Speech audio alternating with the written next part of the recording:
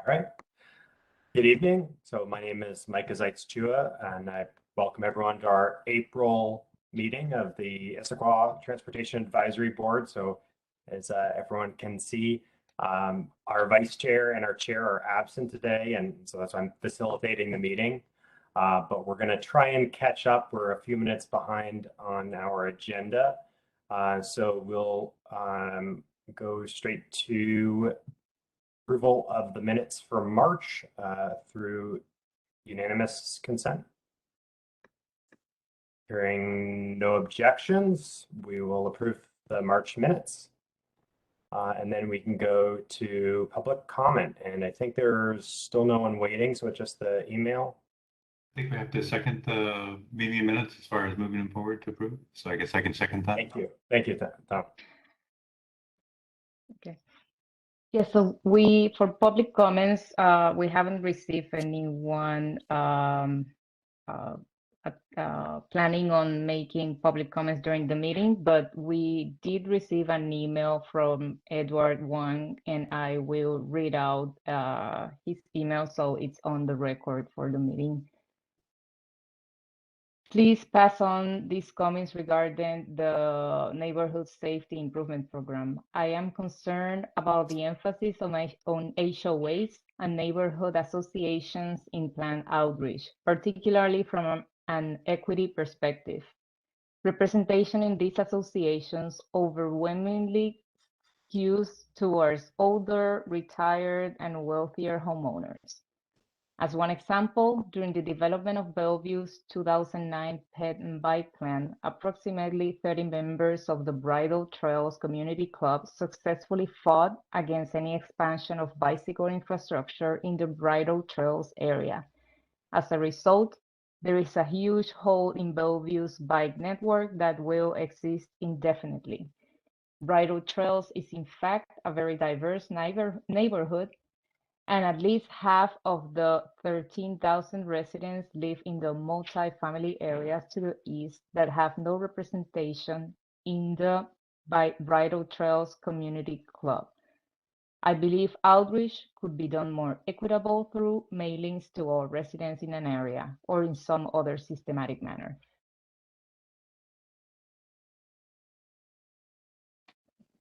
So as I hear that, it sounds like they didn't reach out.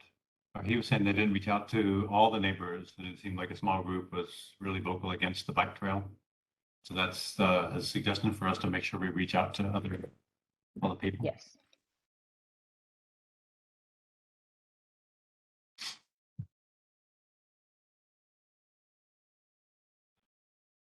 Oh, Micah, you're on mute.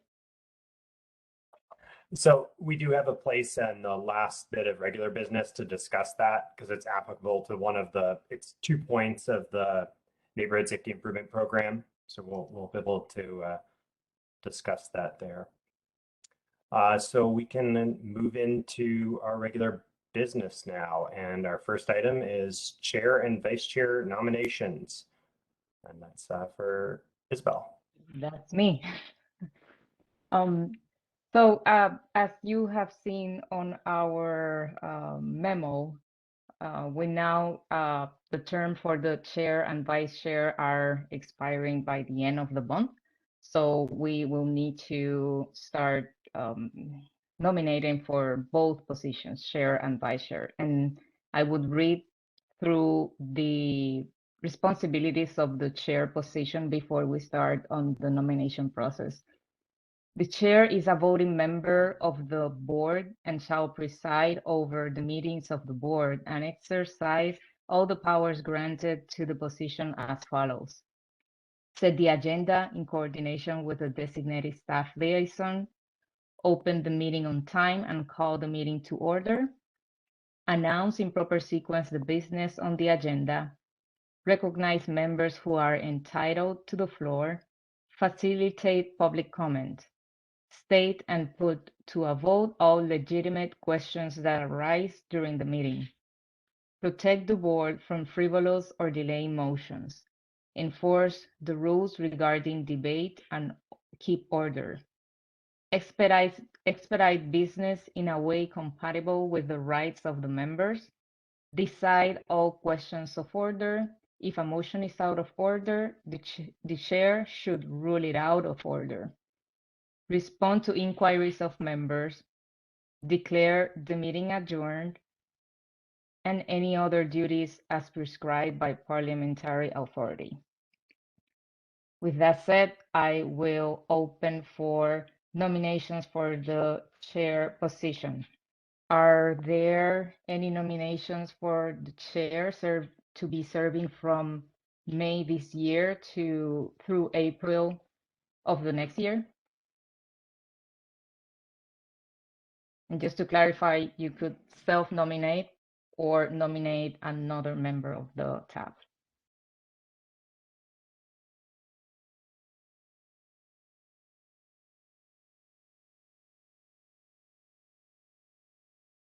Isabel, has anybody expressed interest in continuing their role or in throwing their hat in the ring?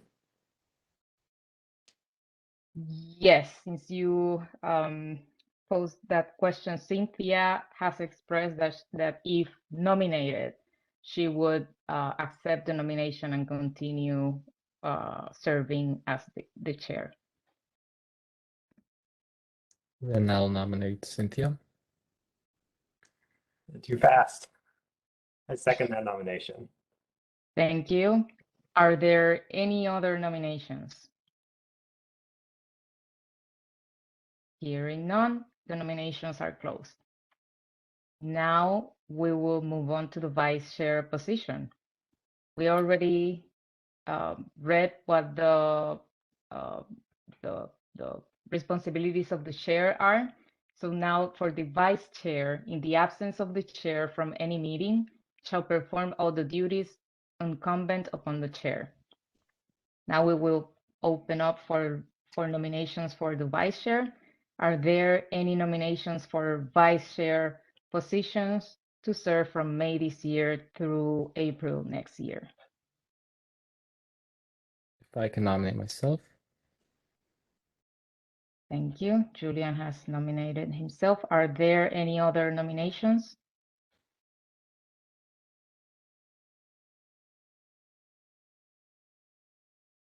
Hearing none, the nominations are now closed. As for the next steps, it would be well, since you have nominated yourself, Gillian would be drafting a letter of self-nomination and acceptance as the vice chair position. So And I And believe this letter would Go- be due on Go. the next meeting, correct? Do we need to second that? Between- motion, or- we don't need to. Okay. Just acceptance or self-nominating. It's just the in written manner, either the self-nomination or acceptance if someone else nominated you.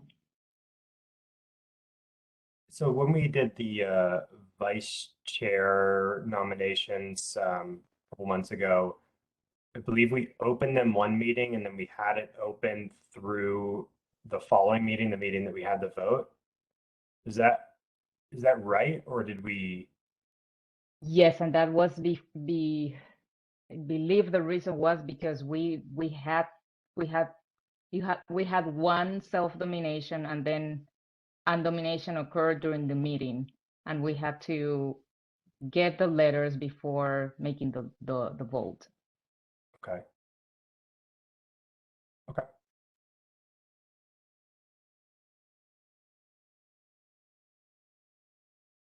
Now, okay, so I will leave that over to you, Micah, again.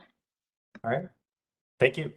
So we can, we'll have, I believe we'll have the voting at the next meeting for that. And I think based on what we did last time, should anyone who is absent today, I think we can send that out in the note. Should there be any other nominations, we can presumably reopen and then reclose them as we've done before. And with that, we'll move to our next item of regular business. And so it looks like we have Jennifer Silman and John Martinson for the ADA self-evaluation and transition plan. Thanks, Micah.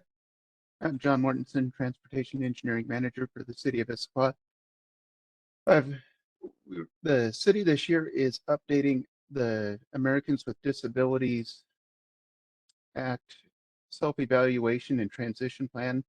This is a document that the city prepared a number of years ago, and we're getting it updated. And this is a project that I'm really excited for. We've hired Transportation Solutions and Jennifer Salmons with Transportation Solutions, or TSI. She's going to tell you a little bit more to introduce the project to you.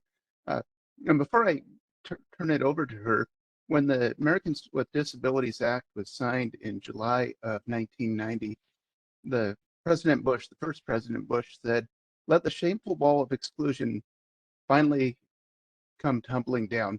And I feel like the barriers to people with disabilities are a shameful wall of exclusion, but we don't have just one wall, we have multiple walls. And this transition plan is going to be a plan to tear down these walls and make our transportation system more inclusive for everyone. And so for those reasons, I'm really excited for this project. And with that, I'll turn it over to Jennifer to do the presentation. Thank you. Hello, everyone. I apologize. I've got a cough drop with getting over a cough. I'll share my screen.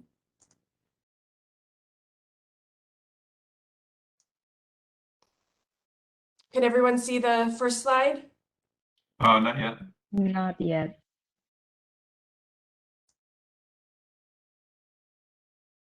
It's coming up. Okay. Yes. Right.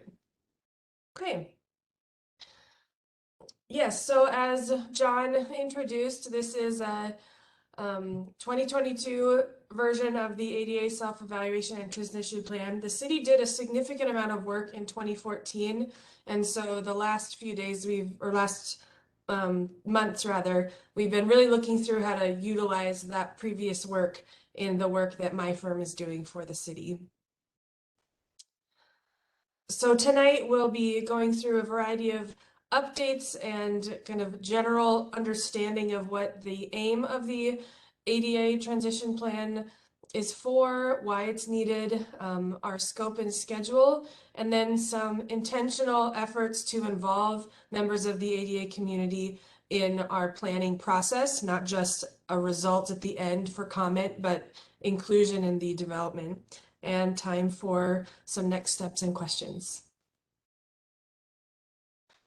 So an ADA self-evaluation and transition plan sounds like a mouthful, but the requirements according to the Department of Justice are 4 key components. First is identification of barriers, and that's both the physical realm and communicative realm, especially in a world that is much more digital. And so we look at barriers in the city's programs, services, and activities. So the scope is large. We describe the methods to make those areas accessible.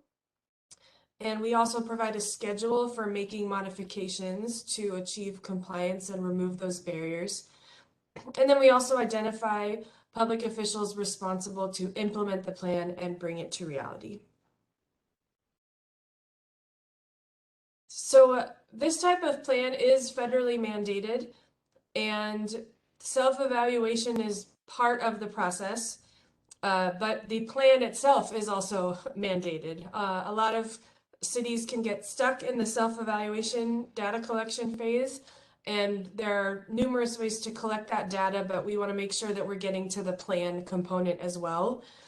Also, this plan gives the city of Issaquah continued grant eligibility. WashDOT has become more invested in making sure it's compliant and that its agencies are compliant. And so the city of Issaquah is a certified agency, and it crosses a threshold that it has to have an ADA transition plan. And that's to be eligible for federal highway funding. So this project scope is large. We look in the public right-of-way at curb ramps, sidewalks, accessible pedestrian signals, and accessible on-street parking. I am seeking to utilize a lot of helpful 2014 asset data, but another key thing is moving forward is establishing procedures for integrating new asset data as the city of Issaquah's capabilities are growing in that area, especially with GIS. For building facilities and parks and shared use trails, we are updating a handful of the 2014 evaluations that were very thorough and adding a few more to 2022 for some facilities that we think are important due to their level of use, as well as their, well, primarily the level of public use, but also the degree of barriers observed. We also look on the programmatic side at administrative roles, policies, and procedures. So in addition to having some of these core basic features of a person that's the ADA 50 coordinator, a grievance procedure, a public notice that the city already has, we have some other items we need to look at. It's very helpful that the city have an accessible pedestrian signal policy, and those can vary by jurisdiction. But that's just another helpful public engagement tool to have some of these policies at the ready, as well as designating an official responsible who has the weight to be an advocate for the plan at the budgetary and administrative levels at the city.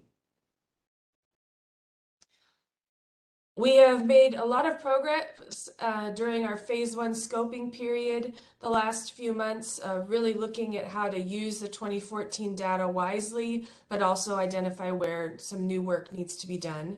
And that's wrapping up this week.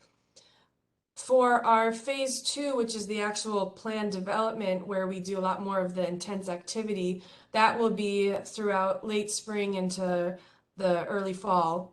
And we will do a variety of tasks, assessing, prioritizing barriers, and developing a barrier removal and financial plan for all of these different facility types. So, you know, the public right-of-way has a lot of its own components, then add on to that buildings, parks and trails, and programmatic pieces, and this can come to quite a large scope. And my goal in the plan is to make it as accessible for city staff and the public to understand the barriers and how the city is working to remove them. In November, a draft plan will be provided, and that'll be reviewed by city staff, but also by a group that we're calling the ADA advisory group that we'll be forming. And city committees such as this committee, if desired, and council, as well as the general public, will have an opportunity to review the draft plan before it is sent off in a final version for adoption by the city council in February of next year. So stakeholder engagement is really critical since the public, especially members of the ADA community who experience barriers every day, we want to make sure that we're getting important feedback from the community. Our methods to do that are going to be a project webpage, including online surveys, including one that has a mapping feature so people can actually pinpoint exactly where they experience a barrier. And we also are going to be doing an ADA advisory group. And so one item there is looking for this body to see if any persons from this group are interested in being part of that advisory group for this specific project, but also some of the city's other working boards, such as the equity board. But also, given your role representing, you know, as an advisory board yourselves, seeking out, you know, do you have any people in your contact groups or networks that you think could be a resource or interested party to participate in this planning process? The ADA advisory group also, along with the general public, will have the opportunity to comment on the full draft plan in late this year. For the ADA advisory group specifically, our goal is to have a limited number of meetings, 3 to 5. Presentation materials will be provided in advance. And our goal is that this group can advise our project team on our barrier findings, see if we're missing any barriers that we have somehow skipped over or not identified. Refining prioritization criteria for barrier removal. We look not only at the degree of the, in a case of physical barriers, we look not only at, for example, a curb ramp, is it there or is it not there? A missing curb ramp can be really important, but also where it is in relationship to highly trafficked corridors or such as transit routes or destinations such as schools, civic buildings, shopping centers, etc. We will ask this group to make recommendations on improvements to city programs, services, and facilities related to accessibility, and also to promote this project through the relationships that members of this group have with other local organizations serving members of the ADA community. So given that, I will move back a page here to keep it on that advisory group in terms of, we're working to, we'll have a project website that includes these, the anticipated advisory group activities to make it easier to direct people to what's involved. And so that is my presentation, and I don't have a clear sense, or let's see. Isabel, can you do questions? I think I saw a question come up on my other screen, but not very easy to. Yeah, so typically what we do is we just use the chat, so we keep an order of who has a question. So Okay. Julian is looks like he has a question. Yeah, can you talk more about the 2014 findings and what you've been scoping out already, and for the past couple of months at this point? Sure. For the 2014 findings, I can start quickly with the buildings and parks and trails. So 17 buildings, 17 parks, and 6 trails were evaluated in 2014. And the architect sub-consultant that we work with reviewed those and said they were done very well in terms of identifying barriers. However, since then, some buildings such as the pool and have undergone some significant renovation since 2014. And so she's going to be reevaluating those spaces to ensure there's compliance. Usually things built after 2013, 2014, they should be in compliance. So usually new is mostly compliant, but she's going to be checking on those facilities, as well as some other facilities such as human services that are now functioning in some spaces that have been renovated for public access.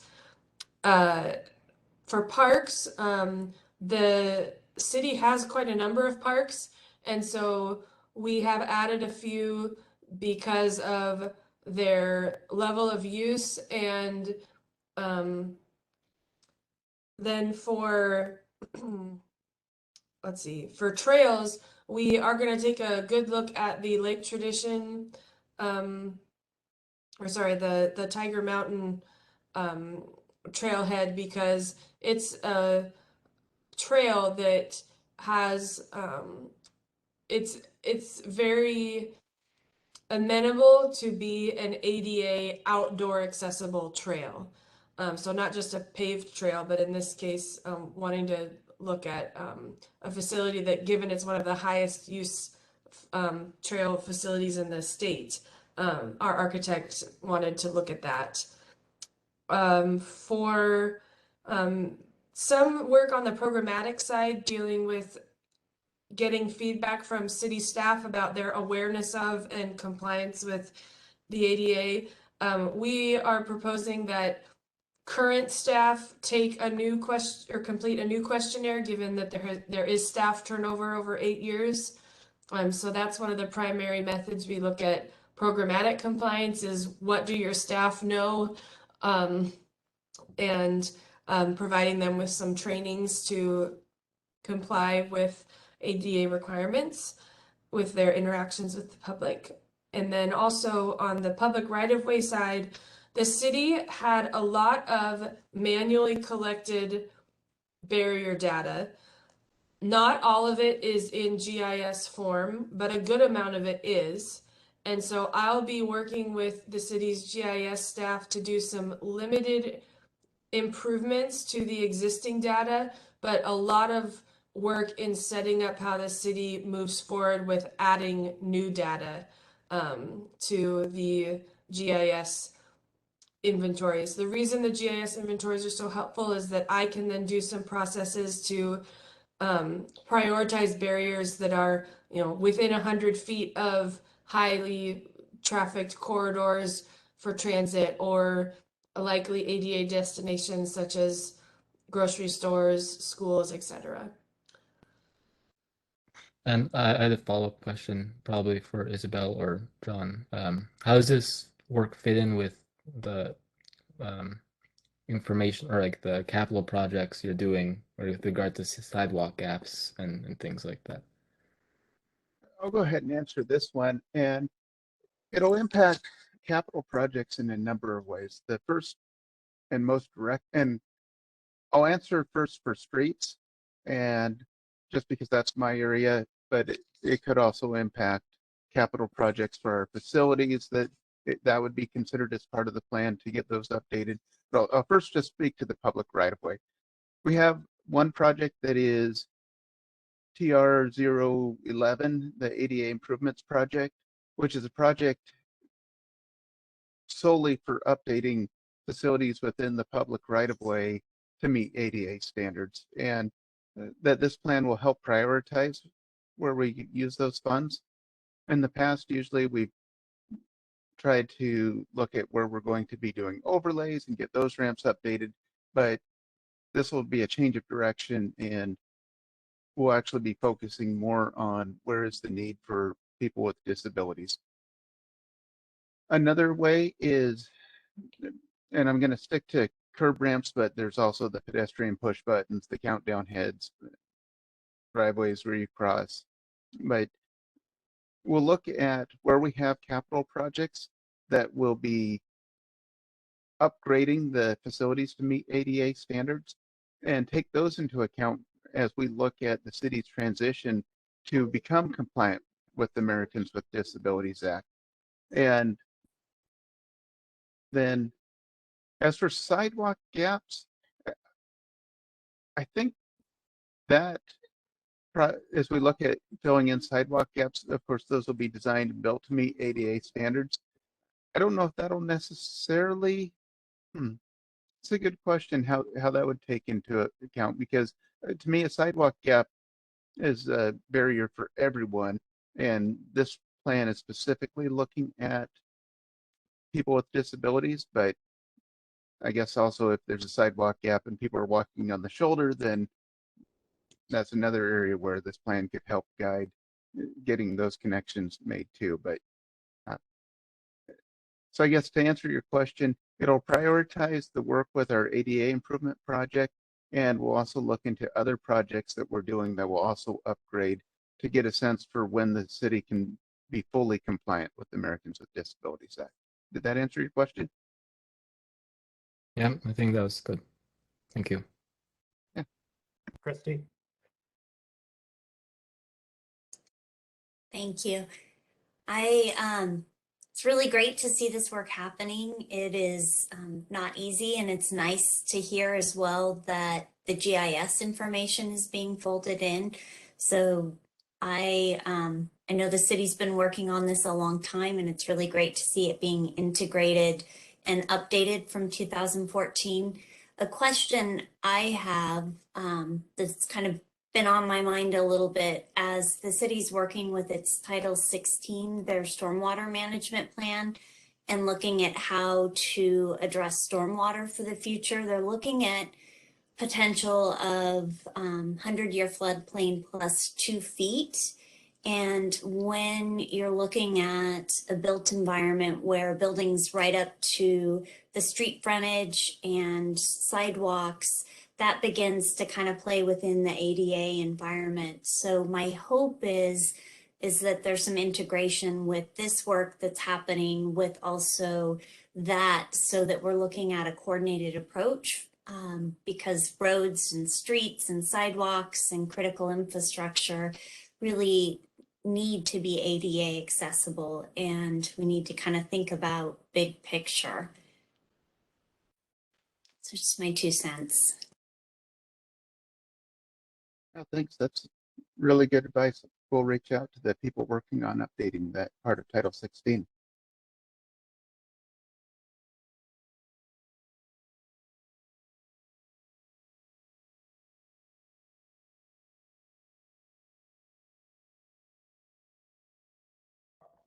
Jennifer, are you looking for people to express interest at this meeting, or is it something we can share and have between now and 2 weeks from now to let you know that someone's interested?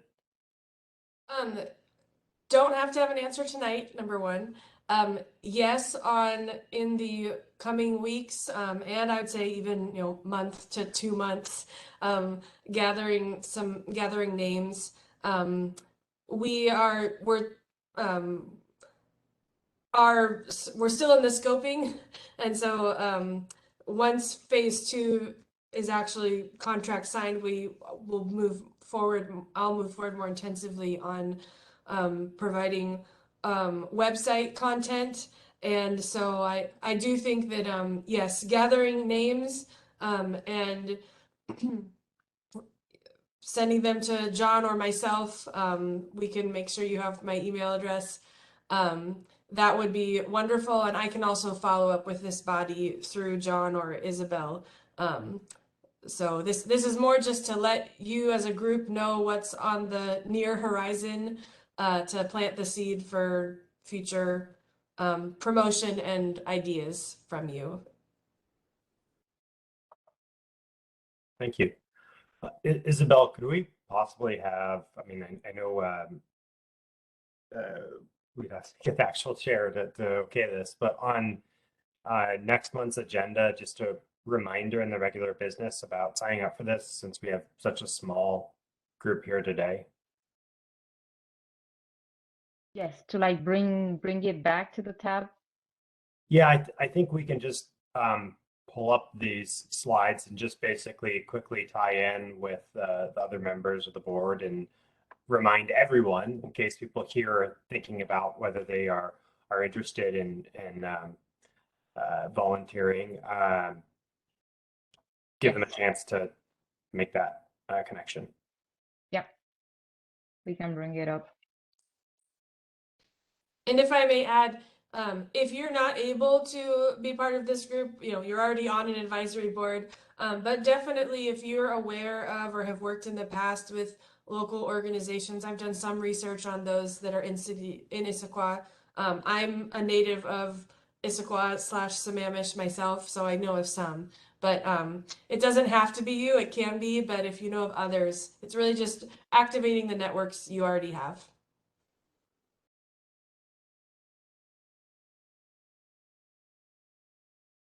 All right, any other questions for anyone? I think Tom is raising his hand. Oh, didn't see it in the chat. Tom, you're on mute. Muted. Thank you, Micah. Yeah, thanks. I have 2 questions. And it's really in regards to timing, as far as to attend 3 to 5 meetings. And is that over like 3 months or 5 months or 6 months? And then the advise, refine, and make recommendations, that would be part of those meetings. And that's my first question. And then the second question, is this fed back through the tab to the board, or is this more of a kind of independent assessment that then gets provided to the council for discussion, as opposed to feeding back the rest of the council? I would say that first on the schedule question, the ADA advisory groups, they are slated for, let's see, I would say between June to December is when they would actively be sought out and where most of those meetings would take place. And on the role of the TAB, John, you're welcome to clarify my understanding, but this is an independent project that welcomes TAB interest, but it's not required for the TAB to Okay. sign Yeah, off on it, if you will. Yeah, the intent for most of the tab's involvement is for informational, that we really want this ADA advisory group to be helping drive the input, just because uh, we're hoping that people with disabilities will join the ADA advisory board, although it doesn't have to be, but just to really get the perspective that from the ADA advisory board, and that we'll be keeping the tab up to date and informing the tab, but it's not anticipated to be an item that we come back to the tab asking for input. Okay.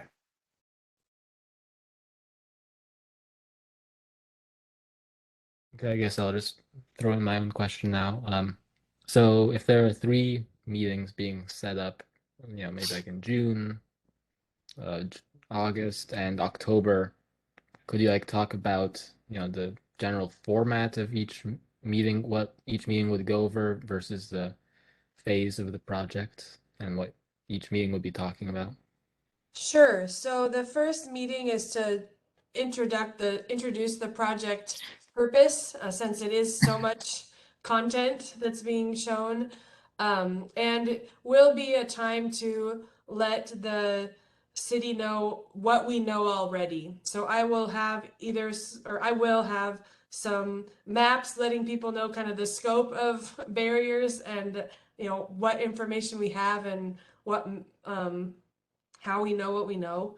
And then just to kind of prepare them for the next meeting, which is more intense, which is getting feedback on how we are prioritizing the barriers. So we have a GIS model, but individual persons with disabilities who, they live at their residence and their routes that they use are a 100% barrier to them. So there's something to be said for this.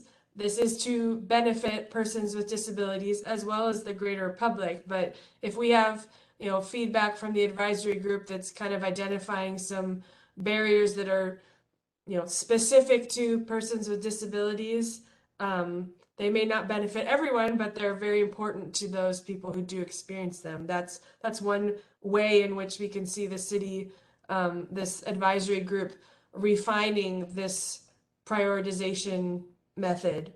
And then also, another meeting will be about implementation, about, how much does the city know regarding its ability to fund improvements, and realistically, what does that look like, and how early can the city know? So some cities know 6 years out what their funds are. Some it's, only a 1 year, 2 year budget cycle that really has firm financial commitments. So we're trying to create it, we want to do the work that we know how to do as the project team, but be checking in as we accomplish each step of the process to kind of see if we have any blind spots to what we're doing in inventorying barriers, prioritizing them, and then financing how we remove them. Is the change to a biennial budget for the city of Issaquah changing your thinking in this regard? I will leave that to John. Yeah.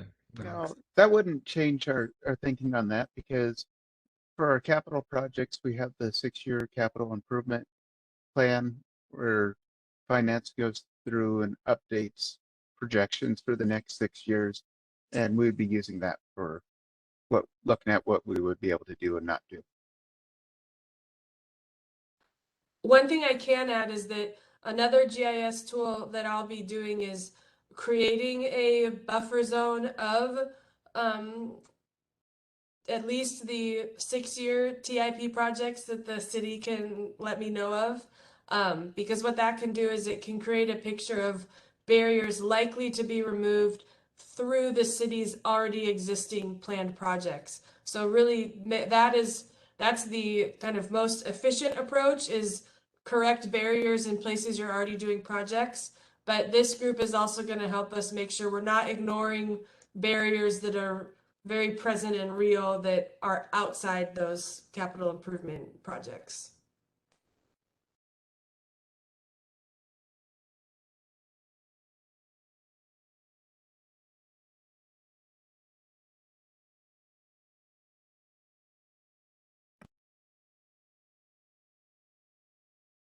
All right, we'll do a second last call for questions. David.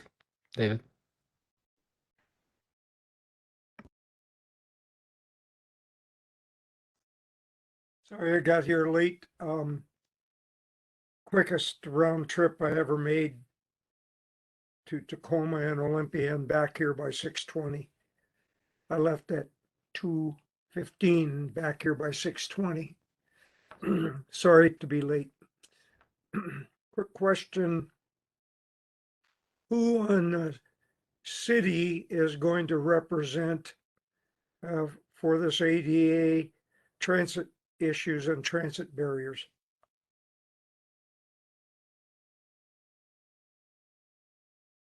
Well, that's a good question. And I guess I would say because our transit partners would be King County Metro and Sound Transit. And I'm not 100% sure, but believe that they probably would have their own ADA plans. And then the city, for our work at looking at the public right of way, we would look at access to transit stops as an important part. For the actual bus itself, that would be the responsibility of Metro or Sound Transit.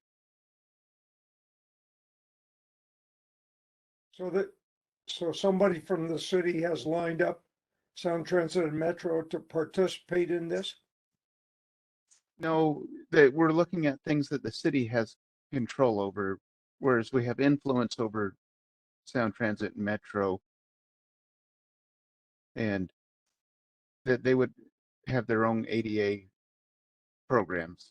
Is that consistent with what you've done, Jennifer, and other agencies?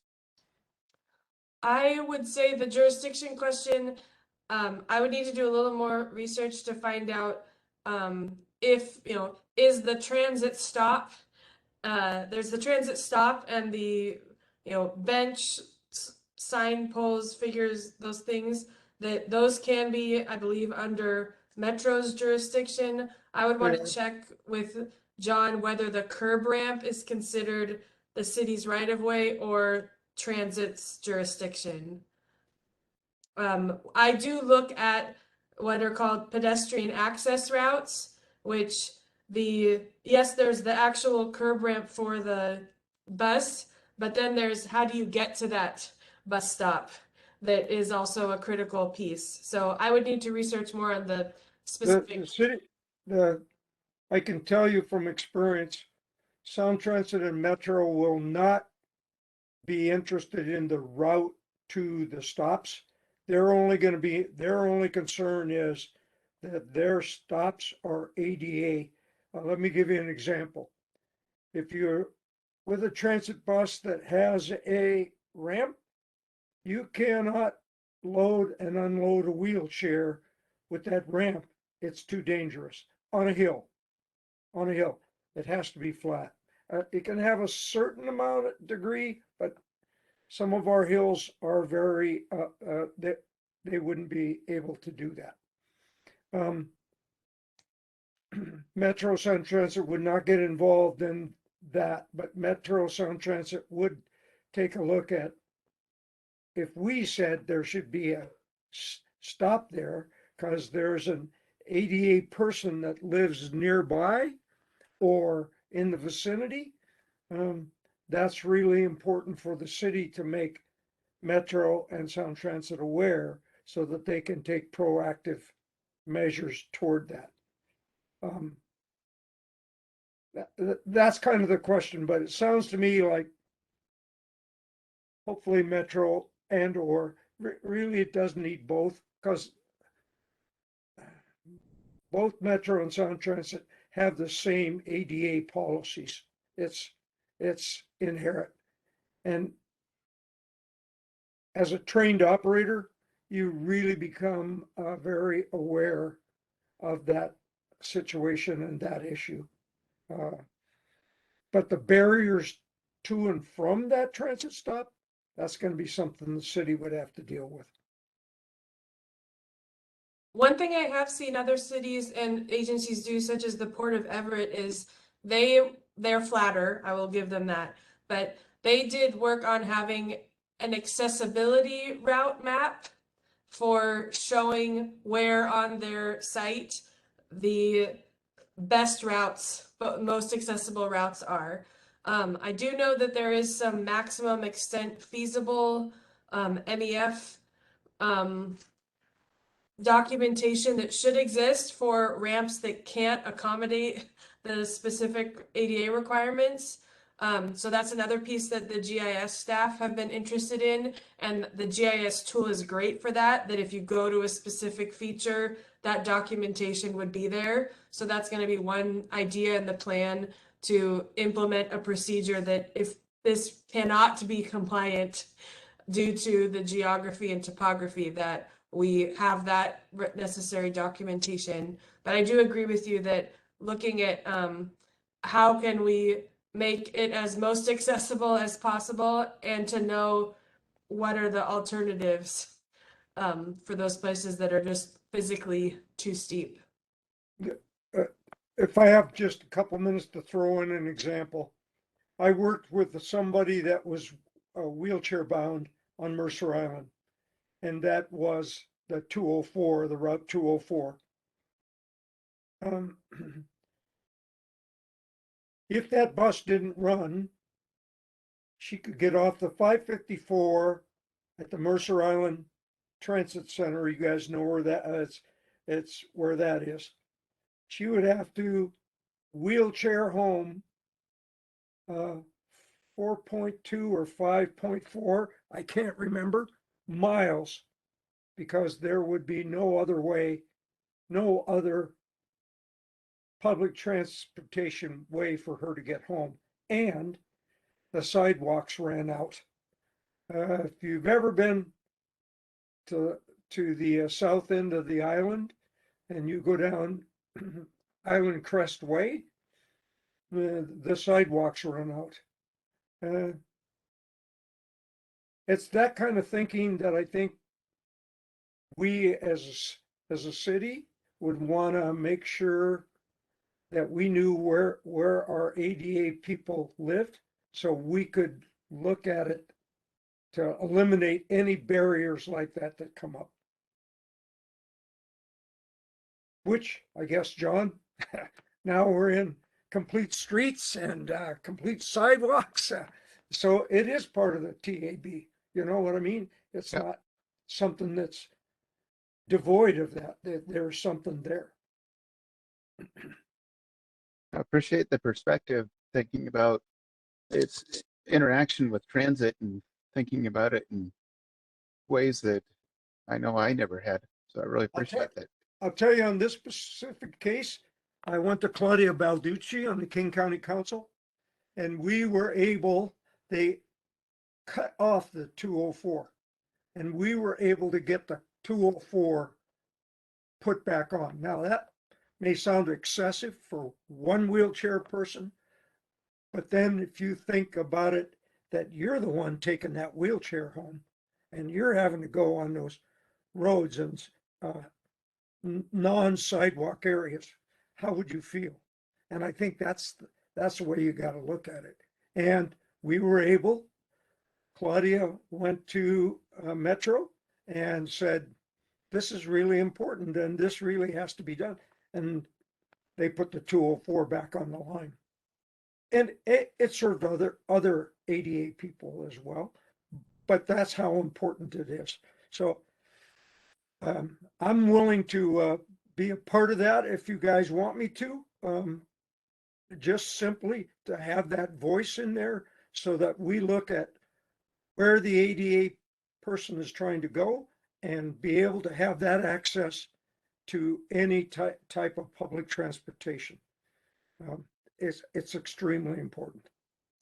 You're first on my list, David. I'm glad to match the name with the face now. So we look forward to you joining the group.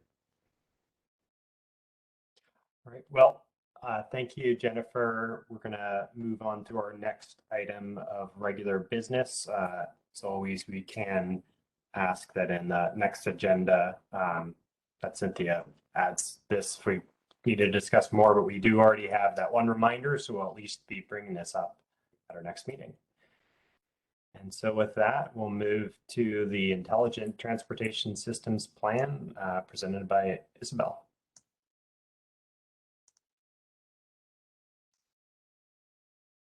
Thank you, Micah. And I will start with my presentation and sharing the screen a little bit to the back. Okay, sorry about that. Can you see my screen and the presentation slide, correct? Okay, thank you. Well, just for the record, I'm Isabel Diaz, the Traffic Signal Operations Engineer, and I will be speaking tonight about the ITS program plan. So in the order that we will be presenting the items for this plan, we will first have an overview of ITS and what it is. We will go over the proposed ITS plan and we'll have a short open discussion. And after that, we will go through the next steps of our plan. Tonight, we're not asking for specific direction or feedback since later in fall, we will be requesting the tab to review the draft ITS plan, which will include recommendations of near-term technology and data projects, and to help prioritizing those projects.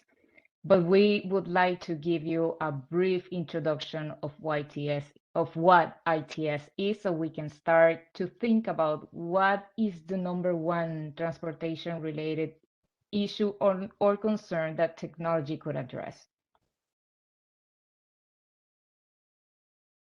So what is ITS? ITS means Intelligent Transportation Systems.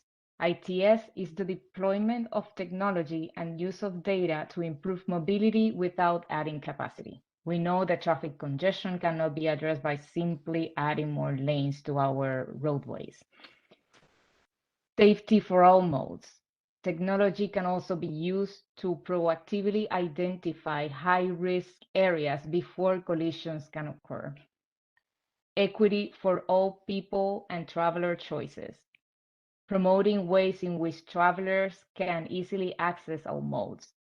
Addressing who and not just the what. Sustainability by reducing carbon emissions.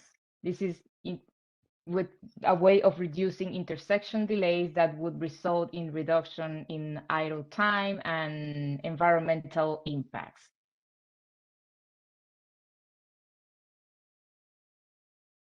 There are some traditional ITS technology that exist, and some of them are Transportation Communications Network. Fiber is the standard for communications from equipment to the road to from standard communication from equipment that exists on the road to a traffic management center. Vehicle detection technologies like pavement loops, radar, and video. Traffic signal controllers. These advanced controllers would leverage operating system to log signal detector events like vehicle presence on detections, phase sequences, preemption calls, transit signal priority, and variable lane use control. CCTV cameras. These are used to observe transportation network from a remote location, like a traffic management center, for example. And these cameras can also be used to proactively to be used for proactive safety applications. Dynamic message signs. Traffic management centers, and traffic management centers can be an operator computer station or could be a video wall, depending on the size of our network, to better observe the signal operations or to connect with other agencies. The city has already invested on these traditional ITS solutions, but there exist many other new technologies that we could start exploring with. And not only new technologies, but also applications that would make our existing ITS solutions or these traditional ITS solutions that would give them as or put them a step ahead, a step further, which will be to use new applications that we currently don't have with our technology. But some of these new technologies that I was mentioning before is the automated signal performance measures. That's one of them that are used by combining detection, advanced signal controllers, data sharing, and those can be used to identify measure of the performance of our signal system. Connected and autonomous vehicles. So agencies are already looking at initiatives and policies of technologies like connected, electric, and the autonomous vehicles. Third-party data providers. This can help providing insight on how the overall network is performing without the need to invest in heavy equipment. And lastly, video analytics. This is a technology that currently the cities of Bellevue and Seattle are piloting by using the cameras to identify conflicts.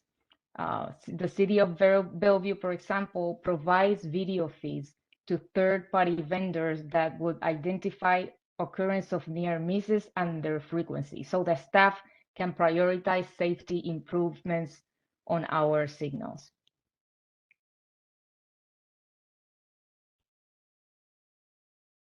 What are the city's current ITS assets? In terms of technologies, as we have mentioned, we have this traditional ITS technology, traffic surveillance camera replacement that we have done to convert from analog to digital video to improve their quality. Dynamic message signs. We currently have 4 dynamic message signs across the city. Traffic signal controller upgrades that are capable of reporting signal performances, and fiber optic communications network. In terms of data, we also recently acquired INRIX, which is a tool that is used to provide travel times within our roadway corridors. Staff. In terms of staff, we have 2 traffic signal technicians and now a traffic signal operations engineer, or myself. And in addition to technology needs, the ITS plans will also be looking at staffing needs, staff that would maintain and operate this new technology that we may implement with the ITS plan.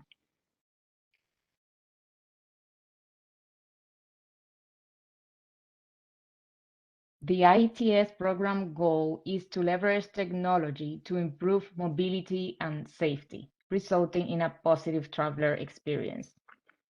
Provide tools to adjust to changing traffic signal conditions. Dashboards to measure transportation or signal performance. Manage and automate traffic counts program. Target and prioritize key corridors for traffic signal coordination. And measure anticipated return on investments from ITS and signal improvements so we can prioritize our technology investments.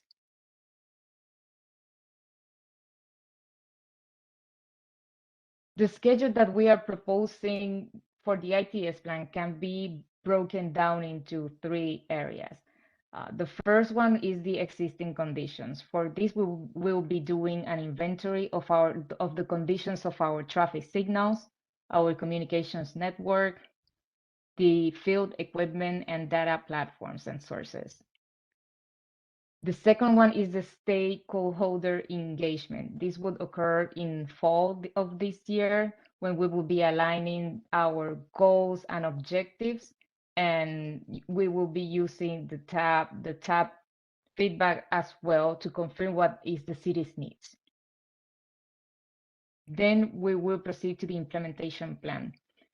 For the implementation plan, we will provide a list of projects which we will get feedback from the tabs to prioritize those projects. We will be identifying what our quick wins are. What are those projects that could be easily implemented without major investments? What are those programs that could be, those projects that could be converted into programmatic projects? And we will also be looking at grant opportunities.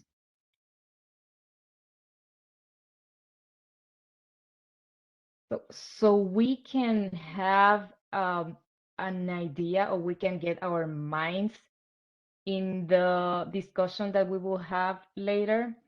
We are providing only a few examples of different new technologies, and how these technologies can be used to address specific transportation needs. One example is the near miss collision video analytics that we mentioned that cities of Bellevue and Seattle are doing. This type of technology would leverage the existing cameras to proactively identify near miss collisions, and this would help prioritizing locations for safety improvements. Adaptive signal control technology. The adaptive signal control technology measure and would predict volumes to allow for dynamic changes in the timing. The signal would be changing itself and not depending on an operator to change those timings based on historic events of historic measurements of traffic volumes, and in turn accommodating the actual demand. Automated signal performance measures. These measures would monitor and record timing changes in intersections, and this information can be shared with partner agencies like WashDOT to improve coordination between the signals. And these are just a few of the examples that exist, but the ITS plan would help us determine the right solution for our needs based on the needs assessment that would be part of the plan.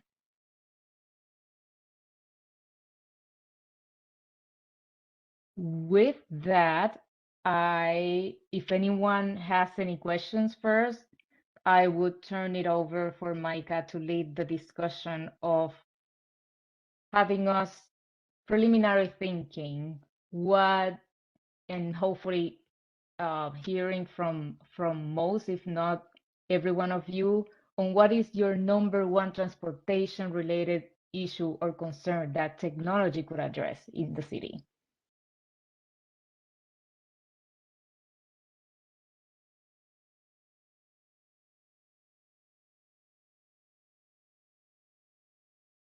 I'll actually stop sharing. Go ahead, So we Julian. can see each other. So I guess I want to say that I think a couple of the things that might be important to Issaquah itself, because I see that, for car-oriented ITS, that might be better done on a regional system basis. It seems to me just in terms of, our city is pretty small and there's not much that changes within it. It's more of a regional issue for car-oriented ITS, but I think something that could serve the residents of Issaquah really well would be better emphasis on, real-time transit information served by ITS in that location. Not just on phones, but I'm talking about like displays at the more popular transit stops, and also for biking and other, smaller mobility options at the traffic lights. I noticed that there's a lot of you, it doesn't really notice you very well at traffic lights. So I think there's a big space to be covered by ITS there as well. Because sometimes it just incentivizes you to just like cross the intersection on a red light because there's no one coming from either side and the traffic light is just not responding to you. So just a couple issues there. I'm not sure how directly connected to ITS that is, but No, actually, it is very directly connected to ITS, Julian. So I appreciate your comments, and we can make sure to include those while we look in the ITS plan.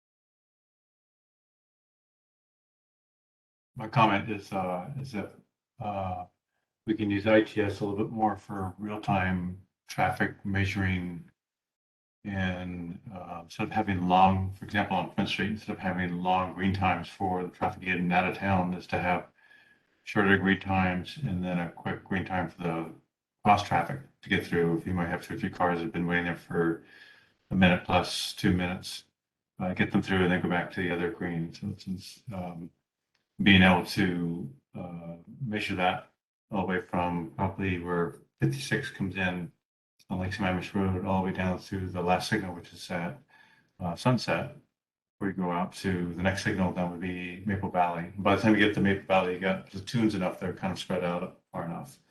You don't have the mass of the steady back bumper to bumper from I-90 up to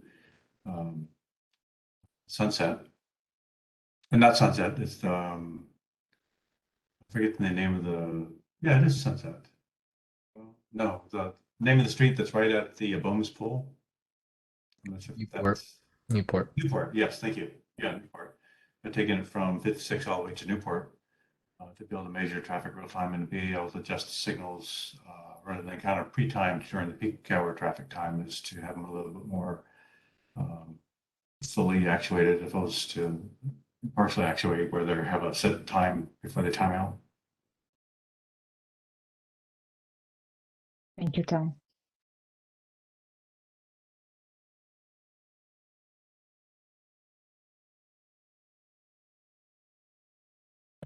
I have another issue to add, I think, when it comes to video analytics and it comes to safety, especially as Issaquah gets further along in its adaptation to multimodal transportation. I think we'll be adapting more of, bike boxes and stuff like that. And there will be a big issue of cars um,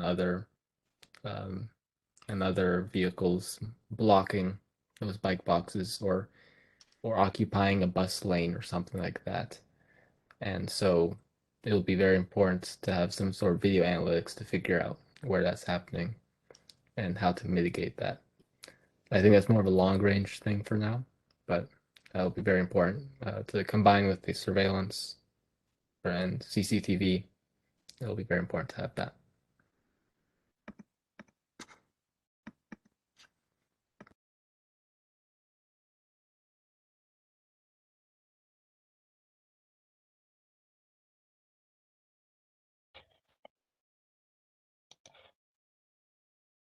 Anyone else can have an idea of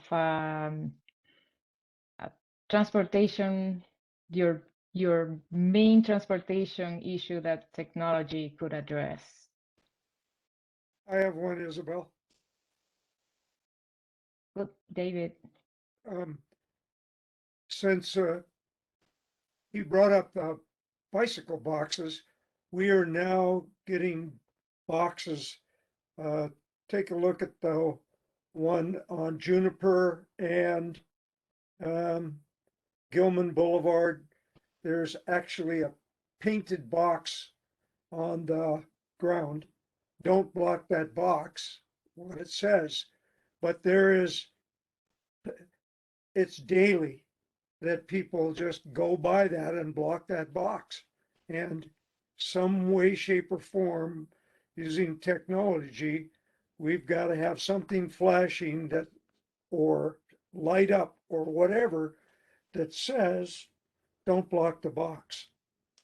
Because it would work really good if that box isn't. There's a lot of people who come down Gilman, they turn to the right and immediately to the left on Rainier. If they block that box, it causes an accident situation and really stalls traffic. That's the same with Front Street and Gilman Boulevard. There's people who go through that light, it'll turn yellow. I'll sneak through it while they're blocking Gilman Boulevard. They're blocking the turn lane. So we have now several boxes in the city, and I think we've got to figure out technology to be able to highlight, don't block the box. I'll tell you what they're doing in Seattle, even with buses. You block that box and they get your picture, it's a chunk of change that they take away from you. Maybe we have to go to that. I don't know. In my growing up in Issaquah, I never thought about that. I thought about loose cattle running down the road or horses, but I never thought about automobiles blocking the box. But still, I think it's one of those things that we're forcing ourselves into with traffic. In order to keep it moving and be safe, can't block the box. And we've got to be able to, we as a tab have to be able to come up with something to acknowledge that and make it safer. Isabel, I see you have one more slide and we're over our time. I'm not sure. I want to make sure we have enough time for the Yes, and I'll just thank you for the comments. Those are really interesting approach on how ITS can be used for enforcement. That I will do my research and learn a little bit more about that. I will just go over let me share my screen again. Just go over the timeline for the ITS. Can you see my screen? Yeah. Yep. Okay. Yeah. So as for the next steps, we will, as we mentioned for part of the proposed schedule, we will be doing an assessment of our needs, and this is one of the two possible times that we will be asking the tab for feedback. One is to get those assessment of our needs in terms of transportation data and technology focus. We will get your review and your comments on what those needs are. That would occur sometime in summer, between summer and fall. And the next one will be the proposed project list, the near-term projects that would align with the city needs and staffing requirements and planning level estimates. We will ask the tab to review that project list and help the very potentially having a very active exercise where we could prioritize those projects and make recommendations on what our ITS projects would be, and that would occur during winter. And that's what I have for the next steps, and I will stop sharing my screen so we can move on. One last question. Yeah. What are some of the more inexpensive projects that cities either in the state or anywhere else have done, like for ITS? Some more simple, inexpensive rollouts. Yes, and that's what we want to look at. And the way that when we go through the projects to the development of that project list, the way that we want to do this is that we can provide those long-term projects, midterm projects, and the shorter least expensive projects that would be in fact using the technology that we already have with the minimal investment and just expanding their capabilities and not necessarily investing in huge equipment.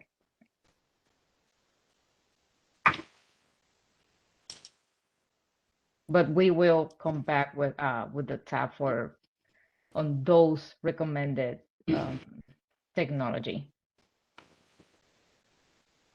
Okay, thank you. And all right. All right, we'll move to the Neighborhood Safety Improvement Program with John Larson Friend. All right, I'm now a presenter. Awesome. Hi, everybody. Sorry I was late. Funny story, I accidentally double booked myself, and I was actually hosting a regional panel discussion on AVs. So if anyone wants to know about autonomous vehicles, let me know. So let me share my screen here.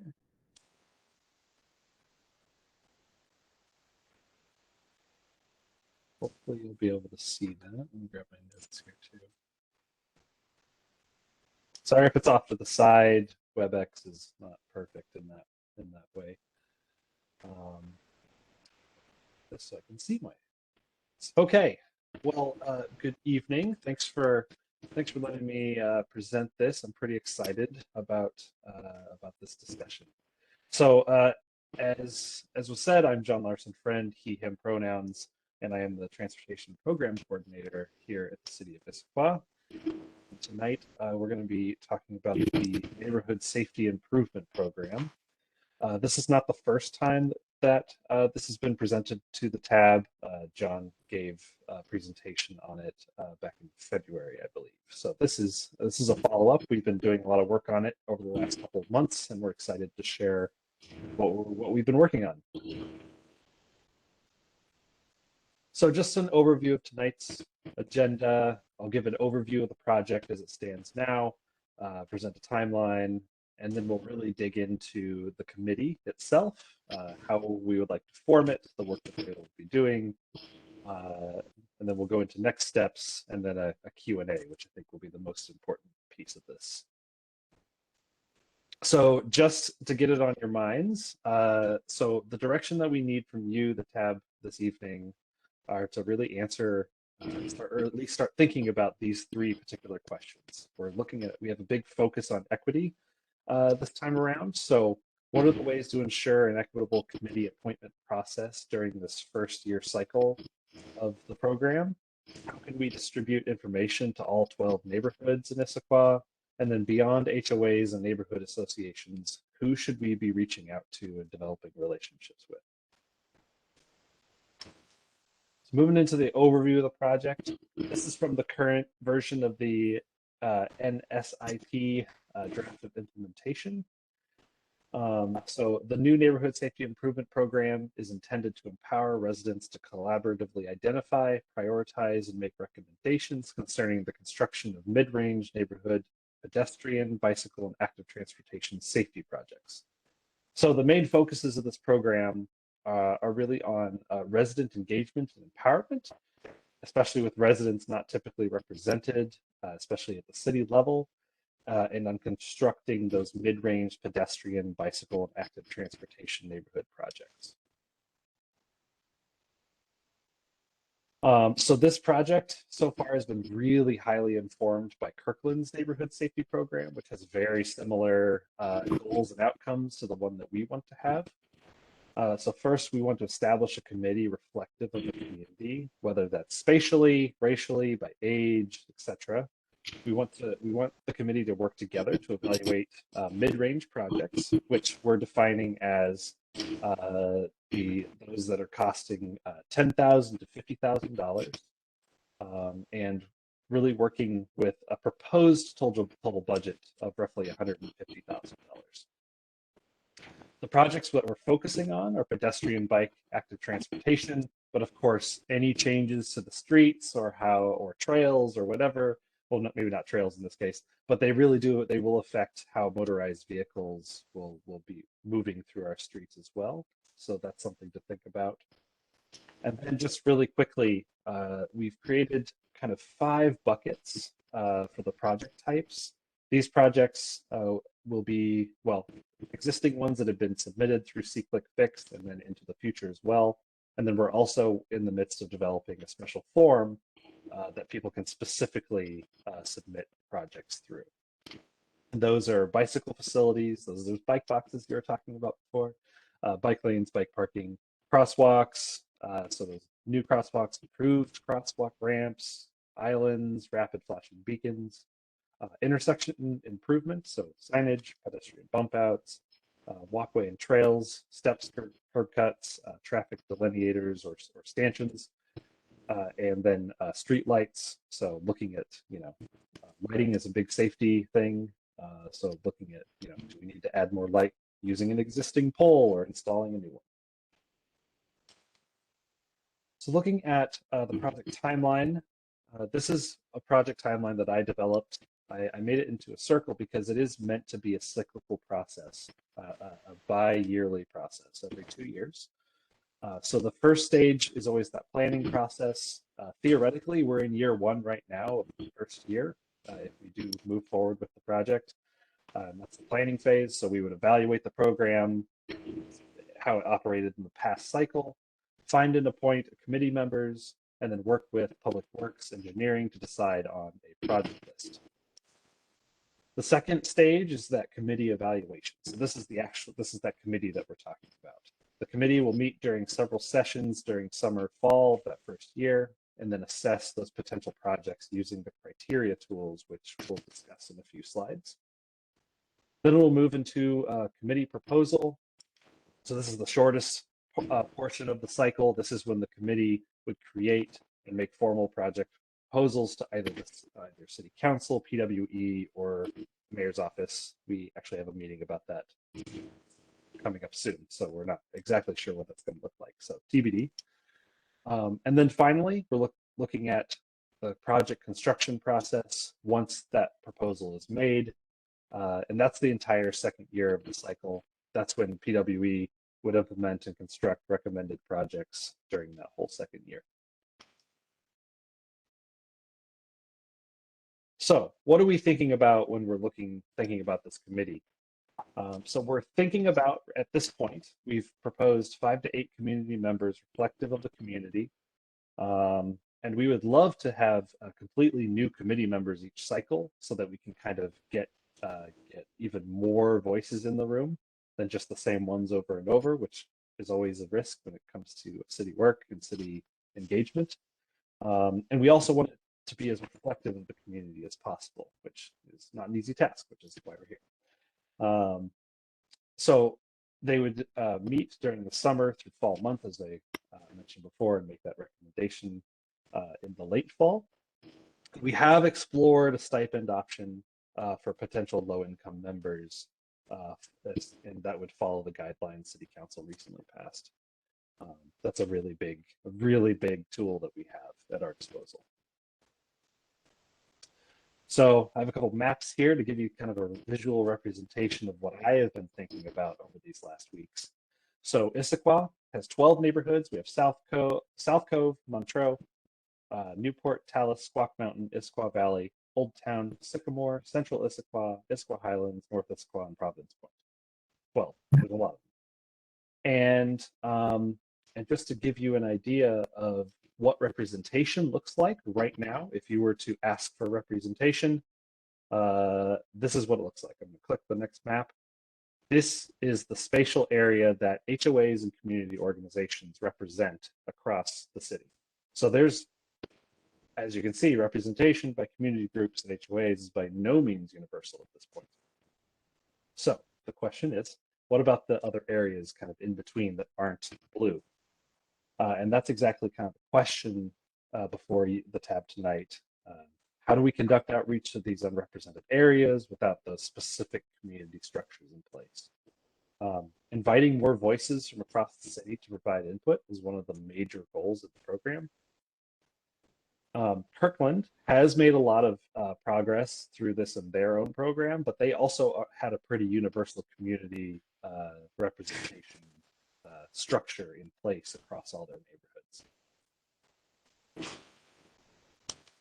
So digging into the weeds for just a couple of minutes, I wanted to show everyone this. So this is the technical criteria that that Kirkland uses to analyze the projects that come in. So it's those projects that are coming in, the $10,000 to $50,000 projects that come in through click fix or the form that we would make. But for Kirkland, this is an example of how their engineers evaluate those projects for whether they will pass the projects on to the committee at all. So just to go over it really fast, first we have, improving safety. Does the project improve safety? Does it make connections across the city? How does it link to land use and walkability, etc.? Does it adhere to Title VI? And then thinking about the transportation master plan, does it align with the community input through the transportation master plan process? And then what are the costs and what are the likeliness to receive grant funding? And then of course, we also have how will it impact city maintenance? All right, so that's the technical side. This is, I think, a little bit more fun for this this discussion. So this is the Kirkland committee criteria. This is the criteria that the Kirkland committees take when they are handed these lists of projects. This is the evaluation process that they go through to determine which ones that they would want to propose the city to move forward with. So the criteria uses they evaluate using a point system to decide which projects should be ultimately submitted for implementation. So first we have how does the project benefit the neighborhood or the street or it's kind of the smaller picture. How would this project affect the neighborhood itself? Pros, cons, and as you can see, there are a lot of questions. So there's a lot of this has the opportunity for the committee to talk back and forth and evaluate the different pros and cons of each of the projects, and then ultimately collectively assign a point value to it. The same thing is true for the second one, the community benefit. So this is looking at the holistic picture of the whole city. How would this project add to the safety, the connectivity, the equity of a given city? And then finally, they also include, how the neighborhood and community project partnerships. How would organizations contributing to the project, and what are those identified roles within the project? So, thanks for going through the weeds with me. I appreciate it. So, our next steps at this point are to reach out to community groups to find potential committee members, work with PWE to create that approved project list, and of course get the committee started so that we can get it rolling in the early summer months. That's all I have on that level. So thank you a lot. Thank you so much for listening to me. And we can move into the Q&A session. And then I also want to put these 3 questions back up there, just so to get those guidance questions in. So it's a lot about equity. How do we ensure a process that will give us a reflective committee, a committee that reflects the community in the most robust possible way that we have access to at this point. So yeah, I'll stop sharing my screen, and we can chat about this. I'm excited.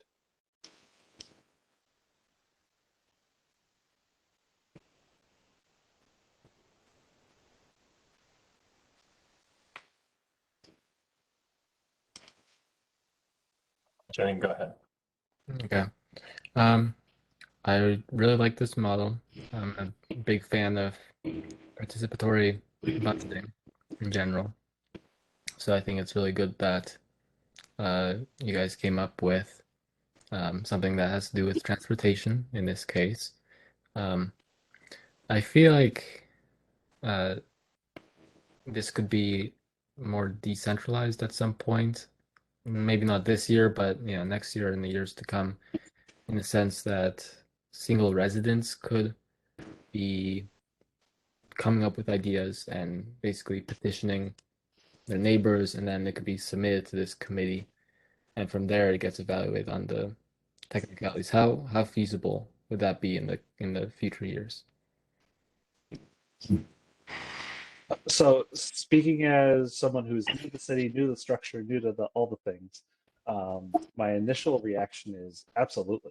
I would hope that that would be the direction that the committee would take, that it would become its own self-sufficient thing that of course would, have connections to the city, because of course we'd be working with PWE on it. But yeah, that's kind of the goal. I don't know if John or Isabel have their own opinions on that differ or are the same.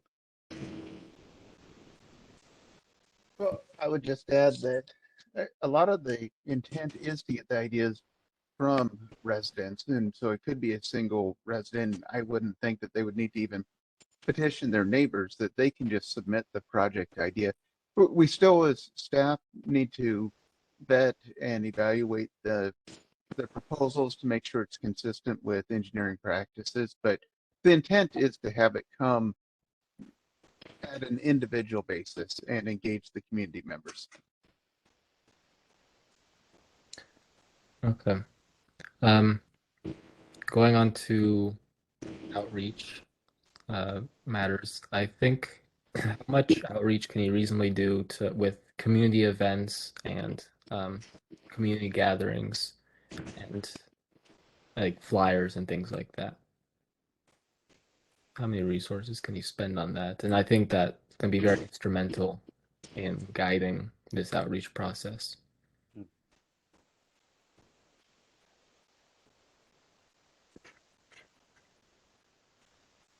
Yeah, I know that we do have a budget. I don't know what that would look like yet, but yeah, no, I think that's very valid. So, in that context, having as many people show up to various community events is very important, and trying to go to culturally, cultural events as well. Trying to get the folks that might not be as traditionally involved in city government matters, I think is really important. And I think it's really important also to get towards renters and tenants. So trying to do outreach specifically towards them, I think is going to be very important. I'm not sure what kind of process the city has or what other cities have in terms of contacting folks in apartment buildings and things like that. But I think that's going to be pretty important. I do know that we have some targeted capabilities. It can be somewhat cost prohibitive, especially if you're doing like mailers, because we only have so many email addresses, on file. Going back to community events, gatherings, cultural events, I kind of want to pull on that string a little bit. So we, of course, are still dealing with COVID. It's getting a little better slowly. I don't know how many events are going on out there, especially during the spring, because we want to we want to get the committee going, early summer if possible. What are people's thoughts on, are there community events? Are there enough that we could go to and start engaging people with this quicker turnaround? What are other things that we could do to kind of, we're trying to dodge COVID, but we're also dealing with the effects of COVID. Yeah, I think it would be kind of difficult to go to cultural events and try to recruit those 5 to 8 people. So I feel like doing, something that's more mass scale is probably the best way for now. But again, in 2023 and beyond, having more of a year-round approach in terms of attending these events, all sorts of events, and just tabling there and introducing folks to the program, and especially as you get results in 2022, it'll be very impressive, in future years to say, hey, if you come on this committee, you'll be able to decide what kinds of projects happen in our city. So That's a great point. Yeah. Jerry? Yes, I was going to suggest trying some social networks, such as, Next Door Neighbor. For some reason, I'm on that, the Issaquah Valley one. So I would think the city of Issaquah could put out a notice through that. And there must be a Next Door Neighbor social forum for the Highlands and some other areas within Issaquah. So I think that would be a good way to reach out. And then also,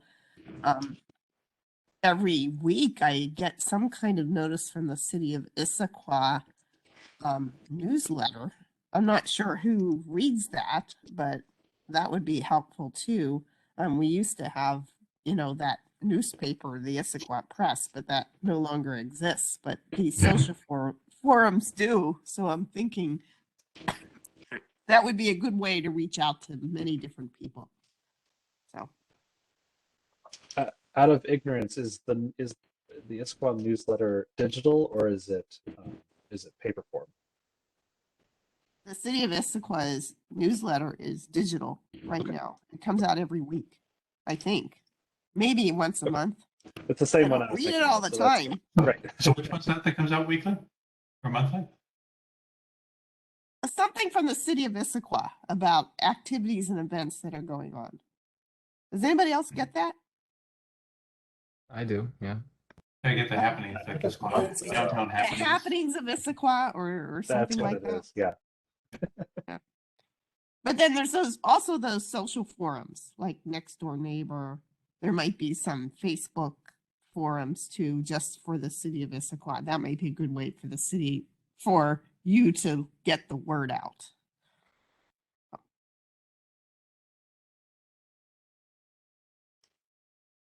Looks like Christy has a comment, and then back to Julian. Thanks, Micah. So some things I'm thinking about, maybe PTAs, being able to include in their newsletter or announcement. Parents are pretty engaged and like to provide feedback about their neighborhood generally, especially when they're walking kids to and from school. So that's a thought. The Issaquah, the summer concert series, I know that starts in July. That's a beloved event of the community. It gets a lot of attendance. Issaquah Daily is an online blog that gets a lot of feedback or sort of interaction and is more of a, outside of, sorry, not articulating that well, but that would be, Issaquah Daily would be a good option. But it's hard to reach the neighborhoods and get engagement. So finding ways to connect with people and get them excited, or, maybe there's a 30-second video that goes out on the Issaquah Happenings, or that gets played on repeat on Issaquah TV, or, just something to hit out there in the community repeatedly to catch people's awareness. Those are just some thoughts I have. Yeah. Great.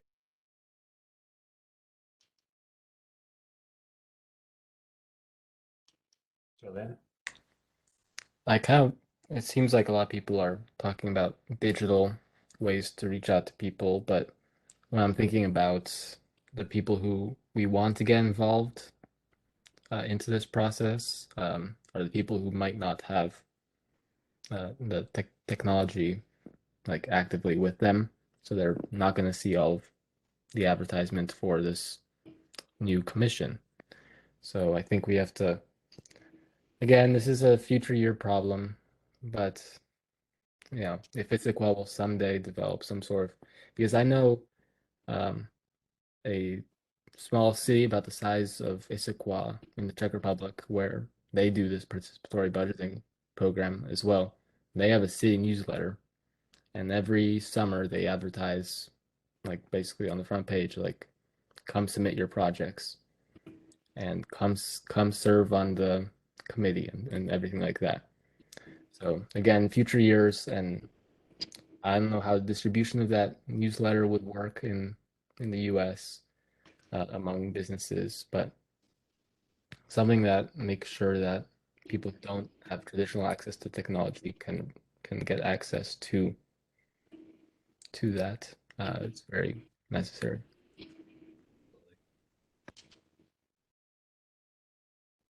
Yes, pamphlets in the library. I guess I want to mostly echo what Julian has said, especially about renters. And I guess kind of going back to, well, the note we got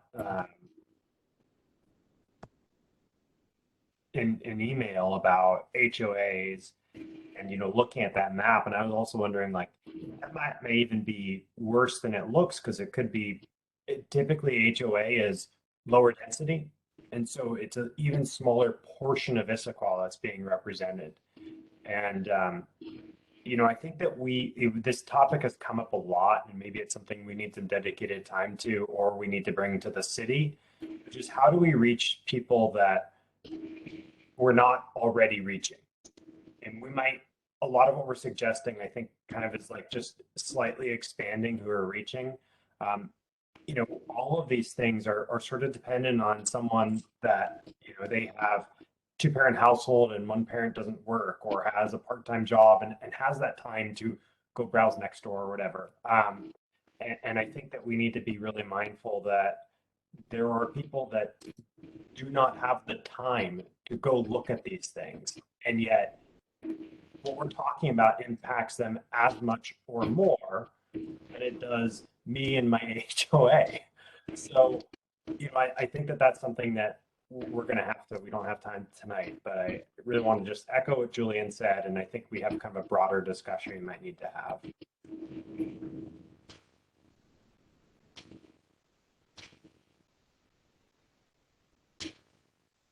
So we're at 7:54. We'll do a last, see if there's any other questions or comments on this, and then we'll wrap up regular business.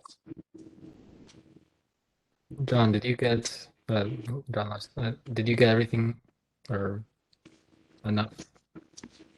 Yeah, I think it's a good place to start. You all had great comments and really good insights into different ways that we could, it's hard when you kind of have your regular channels that work for a certain segment, but finding those other ways to get information out, I think, is really important. And so I really appreciate all the feedback that's been provided tonight. Yeah, I'm looking forward to exploring those options a little bit more.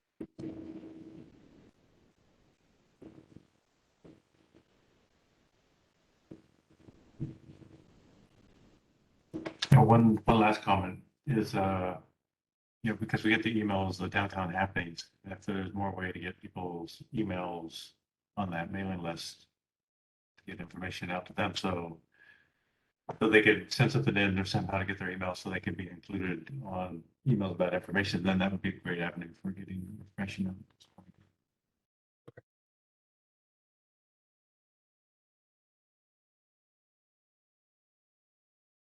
Well, thank you, John. Thank you. Wraps up our regular business and brings us to our reports. Do we have a board work plan? I guess that's when our next meeting is. Yes, and for the next couple of meetings, we have Title 18, Parking and Circulation. We have the Transportation Improvement Programs update on discussion on that, continue the discussion on that, the transit study, and we will check with some other staff member to see if we can bring the Sammamish non-motorized project to the tab. And any staff report? Yeah, for staff report, we have a couple of items, and I'll try to go through them as quickly as I can. So we will be a new senior engineer as I move to the traffic signal operations position. We will have a new transportation engineer to fill my former position starting next May. So you will be seeing a new phase soon. Council awarded a construction contract to modify the roundabout on East Lake Sammamish Parkway to make some pedestrian crossing improvements and reducing speeds.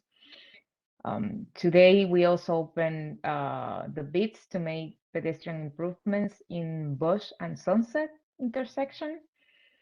We also received a Transportation Improvement Board grant for $500,000 to complete the missing segment of Juniper shared use trail near Gilman Village, and also for the shared use trail connection along 2nd Avenue between Front Street and Rainier Trail.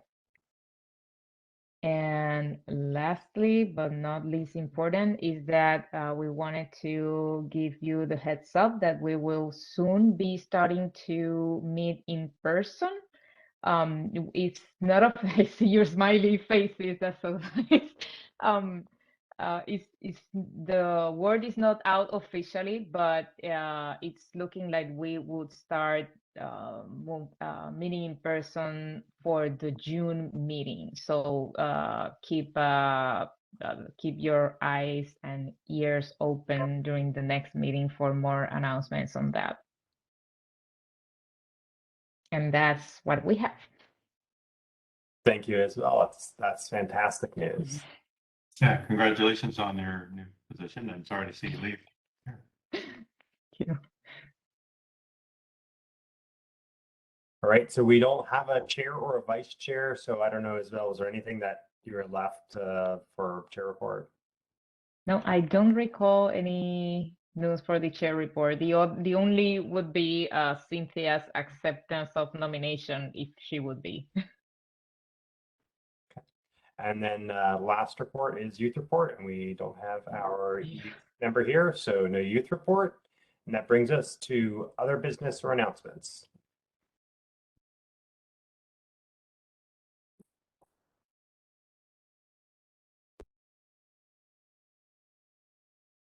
All right, and so with that, right on time, we will adjourn tonight's meeting at 8 p.m. Thank you all. Thank you, you. everyone. We're running the meeting. Thanks for running everybody. the meeting, Micah. Take care. Bye. Bye.